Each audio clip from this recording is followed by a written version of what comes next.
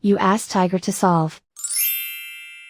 This deals with linear equations with one unknown. The final result is x equals 49. Let's solve it step by step. Group all constants on the right side of the equation. Add 8 to both sides. Simplify the arithmetic.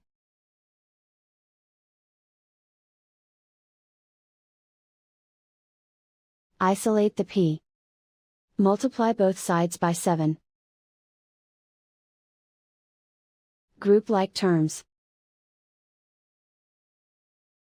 Multiply the coefficients. Simplify the fraction.